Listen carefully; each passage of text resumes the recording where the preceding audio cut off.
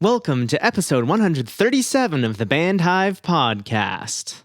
It is time for another episode of the Band Hive Podcast. My name is James Cross, and I help independent artists tour smart.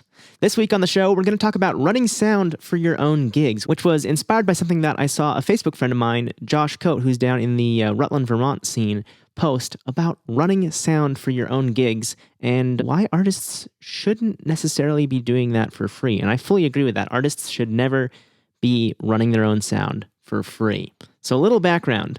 At the top level of touring, so in your arenas and amphitheaters, large venues like that, you would need to bring your own sound and lights. So if you go see like Slipknot or somebody, there's a very good chance that either they're bringing their own sound and lights that they have, or they are having the promoter rent sound and lights from a local production company who brings it in for that show. A lot of times, these large venues won't even have a system. Amphitheaters typically would, but arenas, they're not going to have a PA system set up for a concert. They would have something for, sporting events, but they're not going to have a PA that supports massive concerts. And then, of course, lights is something totally different. I'm not really going to talk about that, but just throwing out there that, yes, at that level, you would need to bring your own lights as well. Now, the same thing goes for the absolute bottom of the barrel shows at bars and coffee shops. A lot of times at those venues, you as the artist do have to bring your own sound, and lights at that level are probably gonna be a joke, but if you have lights, feel free to bring them if there's space. Then in the middle, between the absolute bottom of the barrel shows and the absolute massive shows, there's a comfortable range where you're playing clubs or smaller theaters, and at those shows, the venue is expected to provide sound and a crew to run it for your show. So it's kind of weird how it's sandwiched. Like the smallest shows and the largest shows, you bring your own gear, and the middle shows, the venue has it. Now, there's different reasonings for that. One of them being that smaller venues typically are just not that good, while larger venues, when you're at that level, if you're selling 20,000 tickets, you want the best possible sound, so you're going to bring a PA that your engineer knows because they use that same PA system every single night. And a lot of times, the engineer will actually work for a company like Claire Brothers, which is a big PA company, and you will hire Claire to provide the engineer and the PA and any extra crew that's needed and take them along on the road with you. And, you might have the same engineer tour after tour if you request them, or you might have a different engineer every single tour. It all depends on how that works, but that's the biggest level of shows, and I'm not going to talk about that too much in this episode because that doesn't really apply to most independent artists. So, what do you do if you are not playing those mid-range shows yet where there is a PA at, probably 95 to 99% of the venues? The first thing that you need to do is anytime you're inquiring about booking a show at a venue, confirm the availability of a PA and someone to run it before you accept an offer. Because unless you're a solo acoustic act, you're not going to be able to play a show without a PA easily or at all. That's just not something you want to do. You don't want to ever show up to the venue and there's no PA or there's no one to run the PA. Both of those situations are bad if they're a surprise to you. The next thing is to figure out how or if you can provide a PA for any shows where the venue doesn't have one. Because you got to keep in mind that if they don't have one, you typically are also going to need someone to set it up and run it for you, unless you can mix from the stage while you're playing, which is not recommended. It's so much better if you have an engineer actually working your mix during the show, rather than just setting a static mix and forgetting about it. That's not the way you want to go if you want people to actually enjoy your set.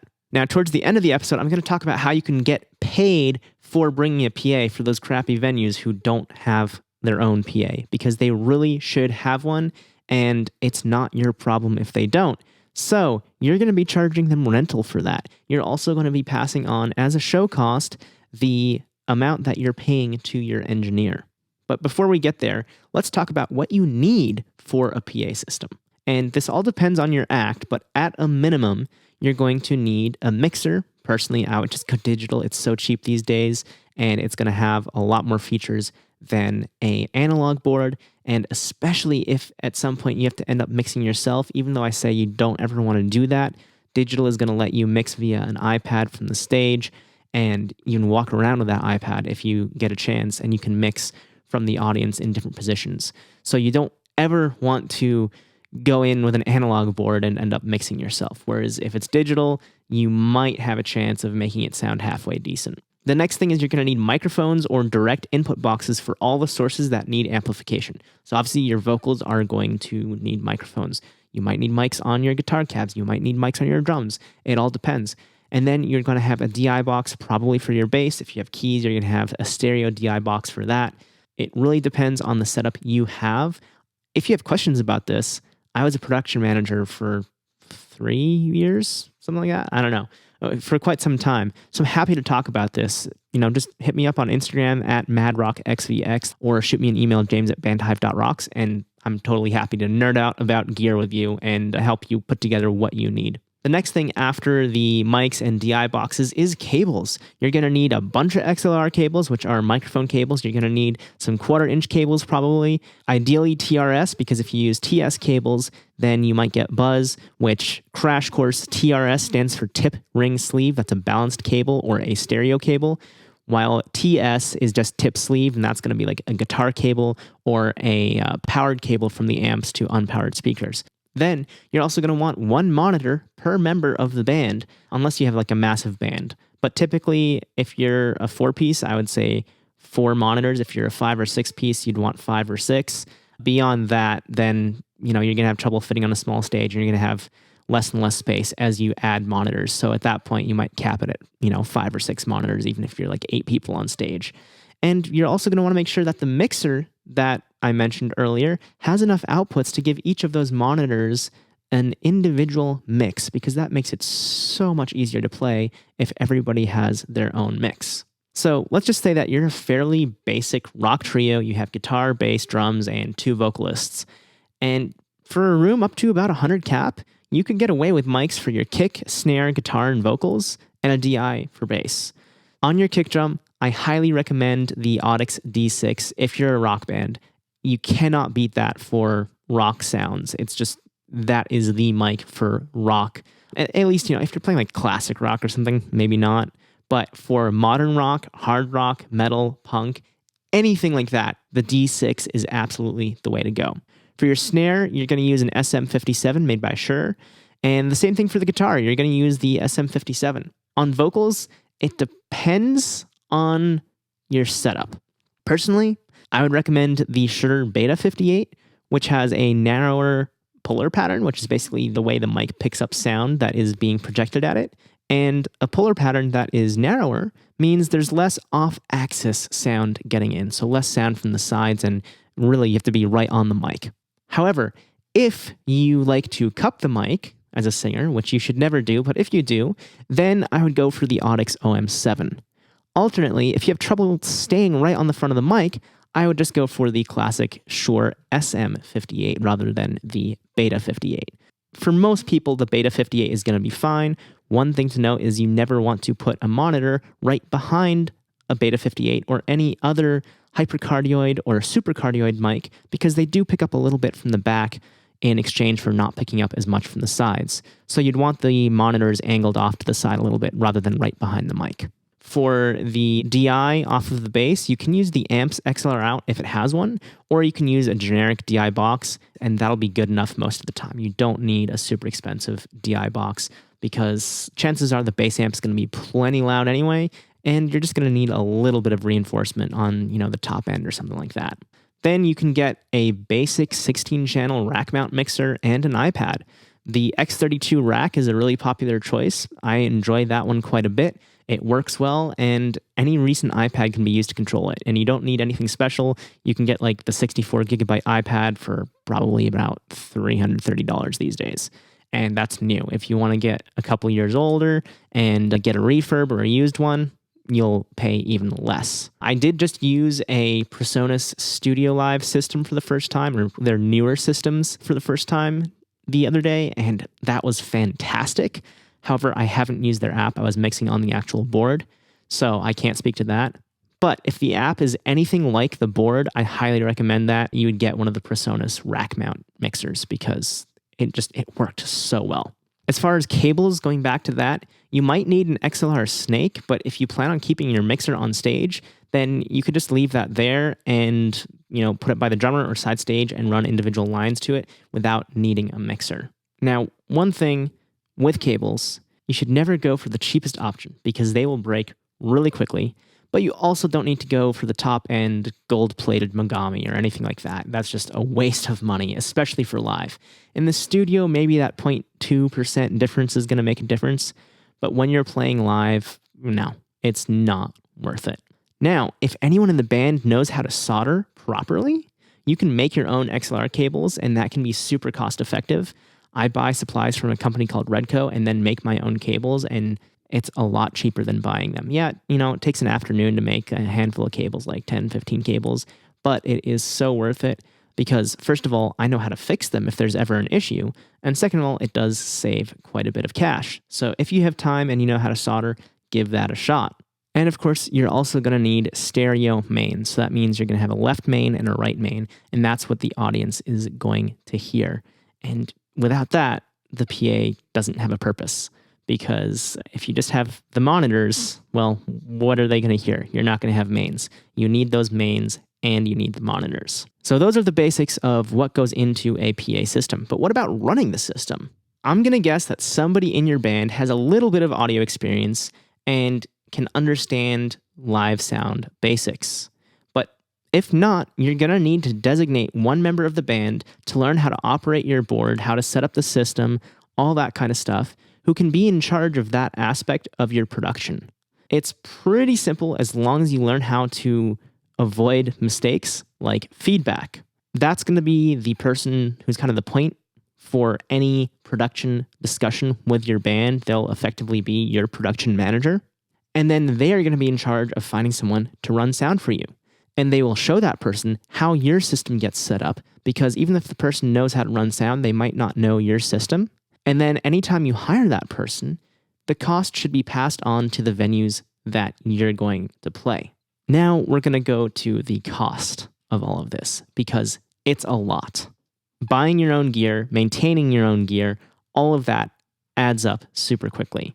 But simply put, you're just going to charge a rental fee to any venues who don't have their own PA or crew. For example, if you spent $4,000 on gear, and you are probably going to spend about $4,000 to $6,000 if you are buying a full PA, and you want to break even after 10 shows, you would structure your pricing something along these lines. When you get an offer, you would have the band, whatever amount you normally charge. Then you're going to have sound rental of $400 because that's 4,000 divided by 10. And you're going to have an engineer, which in this example, let's say $150. So after 10 shows, you would be making a pure profit on the sound equipment rental. And of course, you've got the added advantage of bringing along a sound person who knows your sound and your setup, which will make your shows sound better because you have a person who knows your set, your playing style, what you want to sound like, rather than just some random person who has never seen you live before mixing you. So what you do is you work this into your agreement with the venue, and you make it clear that what you charge as an artist is separate from the production costs, the sound and lights. If they want to provide the equipment, then they don't need to pay those costs. So you're basically saying, since you don't have a PA, we're going to charge you this much extra. On the other hand, if you end up giving them a PA system for free as part of your normal artist fee, you're encouraging those venues to not have their own PA system and let them continue the abusive practice of making artists bring their own PA without compensating them for it. Because if a venue realizes they can get away with it, they don't have to pay for a PA or a person to run it, and all the bands are just going to bring it for free, of course they're going to do that. They don't want to pay for it. So my point is, you should get into the habit of asking every single venue or promoter that you're working with about a PA before you book the show. Because not only will that make your life much easier, but it will also potentially open a new income stream for your band when you're charging rent on the gear that you are bringing due to their failure to adequately prepare for the shows that they're booking. This is what major artists in amphitheaters and arenas do, and you can and should do the same thing. This is what's called a show cost. So potentially, if you're getting a split deal, you'll get that money before the split. So let's say that you're going to do a split deal. you don't have a guarantee, you just have the split. You have the sound rental of $400 as a show cost and the engineer of $150 as a show cost. Then let's say another $150 for security from the venue. That means there's $700 total in the show costs. And the venue is $100 cap with $15 ticket prices. That means your gross potential is $1,500 and $800 is going to be the profit at sellout. So let's just say that it does sell out, and we're going to do 800 times 0.8 because you're getting 80% after expenses or after break even. So that leaves $640 for you and $160 for the venue. Now that's on top of bar sales and whatever else they get. So yeah, $160 doesn't sound like a lot for them, but that's still like they're doing okay on that. And you get to walk away with $640, right? Wrong. You're walking away with $640 plus the $400 for sound. So that's going to be $1,040 plus $150 for your engineer. So that's, what did I say? $1,040 plus $100 is $1,140, $1,190 for that one night out of the $1,500 that came in. Where, let's say the venue provided their own sound and they didn't pass on that show cost, or let's say it was $100.